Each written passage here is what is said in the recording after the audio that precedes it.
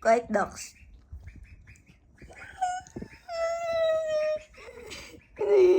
Naiyak ako. Hindi ko papanoorin. Ayoko marin sarili ko. Ayoko marin sarili. 3 araw na akong may sakit. I-cringe na ako agad. Wala pa. Huwag kasi. Okay, sakto na naka-white ako. Tapos naka-white din ako sa video. Hi, I'm Nabarok. I'm a visual artist and this is Scout Box. Ew! Ew! Di ako nag-start sa character design na si Nabarok. Tapos,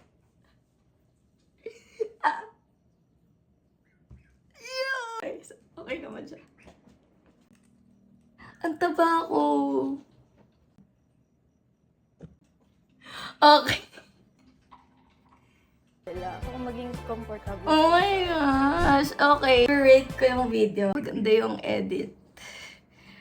Sinave yung face ko. Malusog ako kasi November pa shinty. Parang pumayat na ako nung December na after. Pero okay naman siya. Oh my God! Okay naman siya, okay.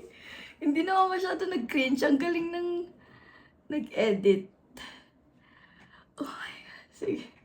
Sige guys. Sige guys. Nahihiya ako.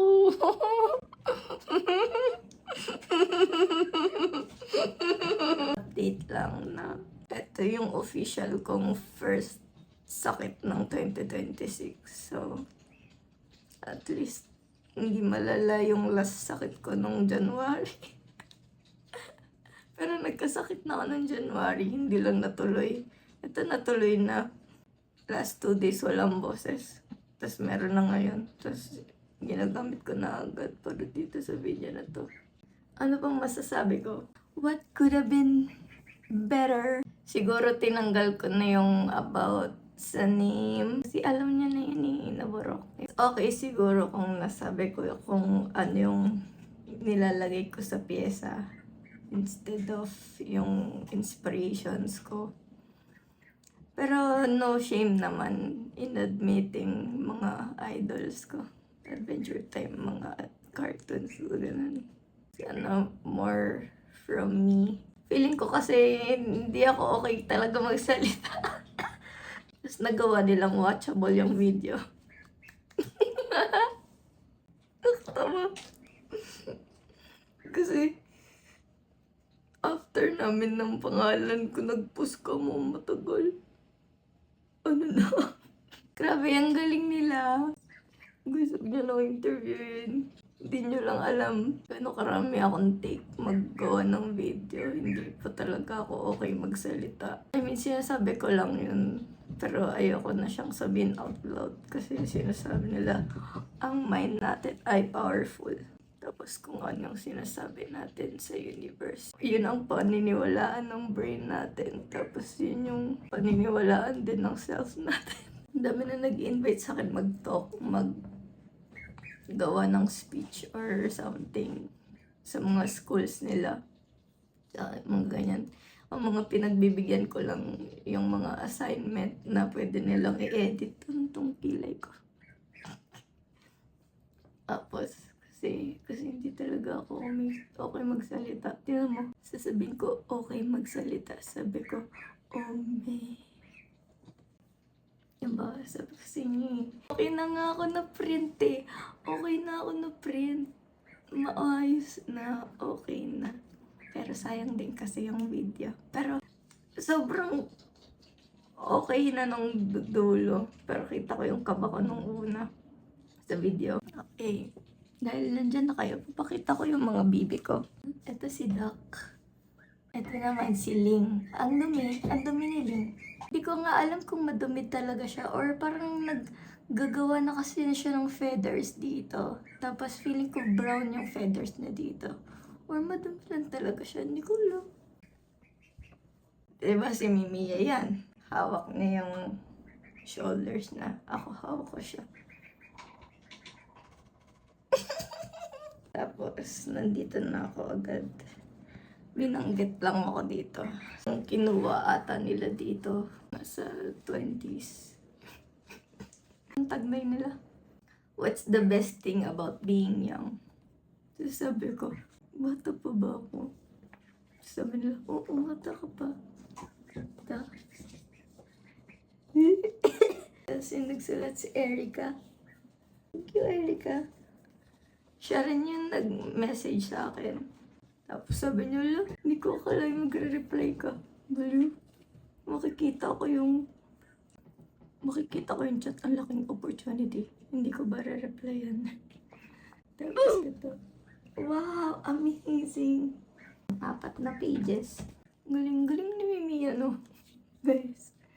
Idol ko si Mimi. Siya lang pinapanood ko. YouTuber. 26 yata in-out yung magazine. Tapos, Feb 5 ko lang nakuha yung copy ko.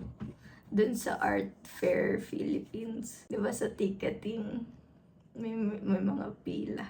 Tapos nandito sa kaliwa. Kumuha ko dun. Tapos hindi ko alam kung hindi na nga natin sabihin. Hindi, sasabihin ko na. Ang alam ko kung kumuha lang ako or may bayad yun. Kasi nakita ko yung ibang mga magazine. Ito, lo, si Mimi, yun yung magazine namin. Kumuha ako. Tapos, kinikilig na ako kasi hindi ko pa nakikita. First time ko pa lang siya mahawakan, tapos makikita. Hindi ko na muna tinignan. Umakyat na muna ako sa booth namin ng gallery. Stephanie. Tapos parang ang dami ko yatang hawak ko. Tapos yung magazine. Tapos yung cookie. Binulsa ko muna. Sabay ko na nga nakain. Tinignan ko na siya habang naglalakad papunta sa booth ng Stephanie. Tapos, yun, pinakita ko na sa mga gallery friends. Tapos sabi sa akin, dala mo pa talaga yung magazine. Sabi ko, hindi ko, kakawa ko lang. Tapos, ayun, pinakita ko na. Wow! So, yun na. Nanlalamig ako doon, tapos kilig-kilig ako.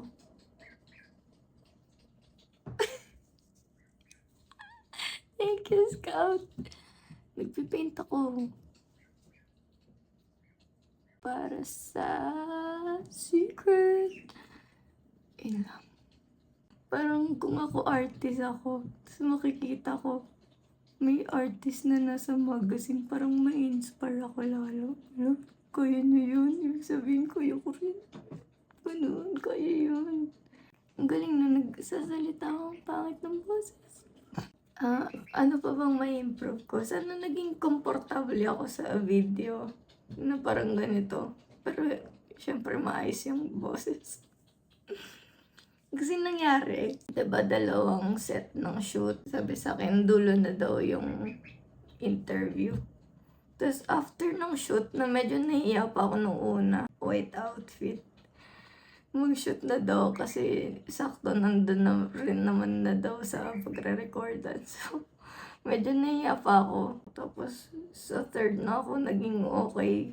Pero grabe, buti na lang nandun si Erica kasi siya yung pinaka-support talaga sa akin. Tapos, sabihan niya ako, okay lang yan, ang galing mo ate, ganyan. Tapos, siguro kung wala siya, sobrang kinabahan ako. Tapos mga ka-age ko naman yung nag-shoot sa akin. Yung buong team. Pero nakakaba. Kasi, hindi mo sanay mag-ganon-ganon. Sa bahay lang nagbe-video.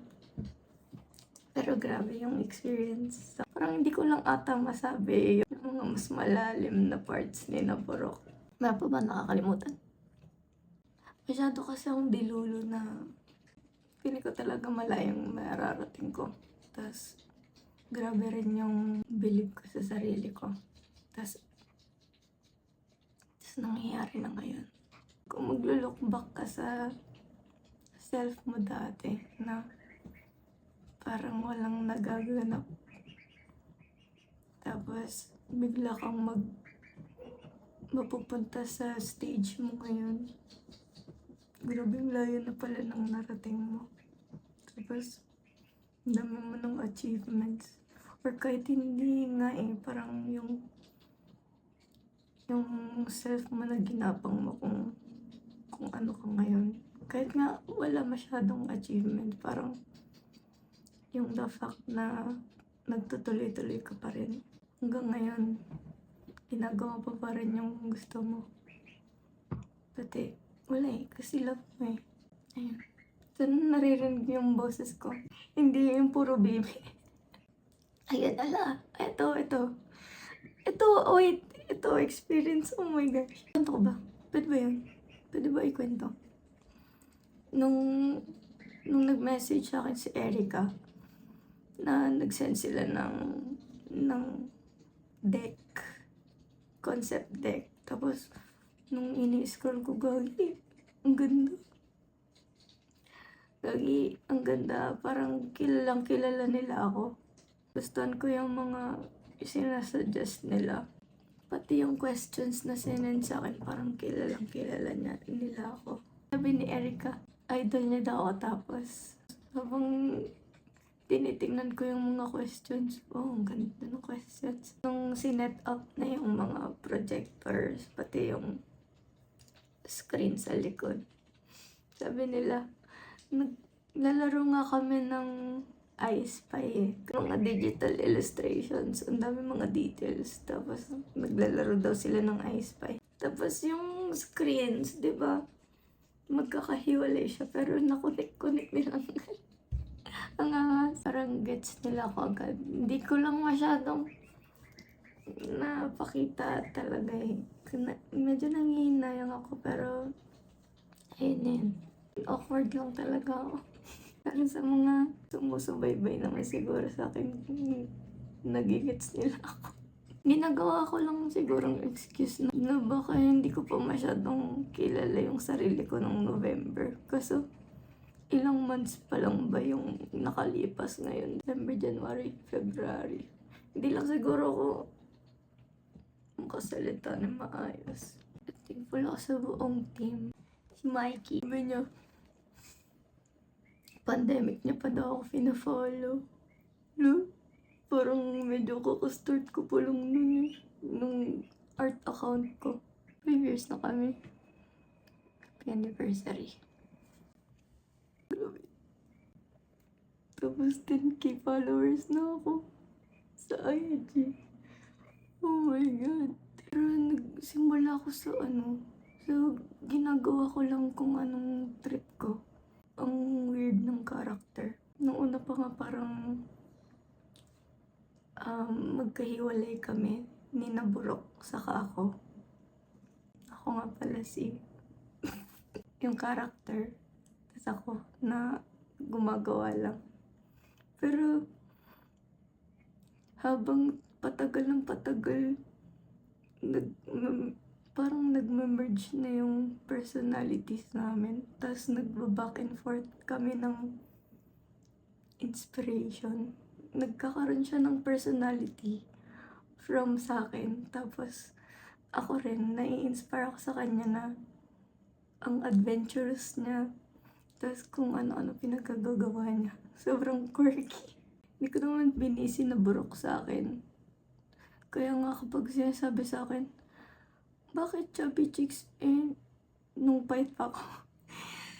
Ba't chubby chicks hindi ka naman chubby chicks Sabi ko, gusto ko yun hindi naman ako sinaburok I mean, kinuha ko din yung name niya para madali kaming matawag na artist. Tas yung art, hindi talaga ako sinaburok. Kinuha ko sinaburok para maging original character ko siya. Tapos pinlace ko siya sa world na gusto ko. Siyempre gusto ko colorful. Saan ba ako kukuha ng inspiration? Pati, saan ba ako huhugot ng mga kwento? Di ba sa akin din naman? So kung ano yung nakikita ko sa baligid, yun din na drawing ko. Pero sa world niya. So, mas wonky, mas weird, mas quirky. mga shapes, mga kung ano-ano. Basta, nakukuha niya na yung personality ko.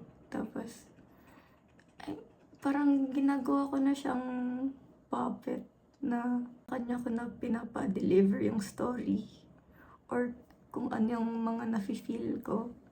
Pati yung mga na-experience ko. Pero minsan din naman, syempre parang out of this world na yung mga iba niyang locations. So, yung ibang mga themes, pati yung mga nagagawa niya, sinisimbolize din naman nun yung mga experience ko. Pero mas wild nga lang. Pero, nararamdaman ko na siya na nagugustuhan siya ng tao. Nung hindi sa pagmamayabang, pero para sa akin, madali lang makakuha niyan. 68 followers, mga pamilya ko, friends ko, classmates. Tapos nung pataas na ng pataas yung followers na galing kung saan. Hindi ko alam saan ang galing mga nung 500 na. Naisip ko, ano nagugustuhan niyo? Mga digital works ko. Tapos kung ano-ano pinagagawa ko. Tapos yun nagsimula siya sa mga mababaw na nakikita ko sa paligid. Mga tricycle bus, mga machine, mga tren, mga sisiyo. Doon na ako nagkwento kay Naborok. So yun, feeling ko ngayon nag-merge na kaming dalawa. Ang pinapractice ko naman na ngayon, hindi ko alam kung gusto kong ihiwalay talaga yung self ko pati siya. Kasi may nakita ko na wag daw ilagay yung self-esteem sa piyesa. Pero feeling ko iba siya sa dynamics namin ni Naborok. Kasi pares kaming, ano yan, may something relationship. Symbiotic. Tama ba yun? Basta, iba yung back and forth namin Nagtutulungan kami. Na ako, nalalabas ko yung feelings ko through Naborok. Tapos siya naman, parang nagge-generate siya ng, parang nagkakalat siya ng kasakiman. Nagkakalat siya ng bawat gawa ko. Lumalawak yung world niya. Tapos mas marami pa siyang na-explore. Tapos ayun na. Pares na naming journey yung art. Hindi ko pa alam saan papunta yung sinaborok pating art. Pero malalaman natin. Yun.